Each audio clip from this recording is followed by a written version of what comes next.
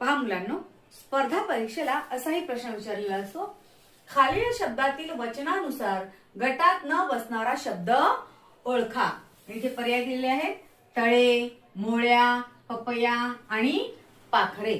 आता वचनानुसार सांगितलेलं आहे, वचनानुसार म्हणजे एक वचन की अनेक वचन हे आपण इथे बघायचं आहे। मग यासाठी आपण एक आणि अनेक हे शब्द वापरले तर आपल्याला उत्तर पटकन सापडतं। बघा, एक तळे, अनेक तळे, इथे बदल होत नाही। पुढे बघूया, एक मोळी, अनेक मोळ्या, एक पपई, अनेक पपया, एक पाखरू, अनेक पाखरे, या ठिकाणी बदल होतोय। त्यामुळे गटात न बसणारा शब्द कोणता?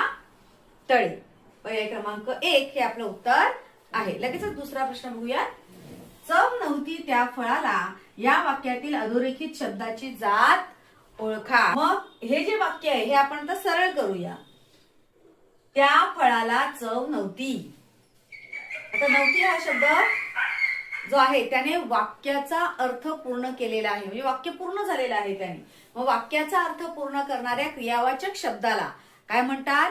क्रियापद। त्यामुळे नव्हती या शब्दाची जात कोणती आहे?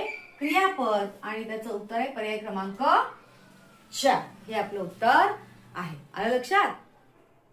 घ्या लिहून।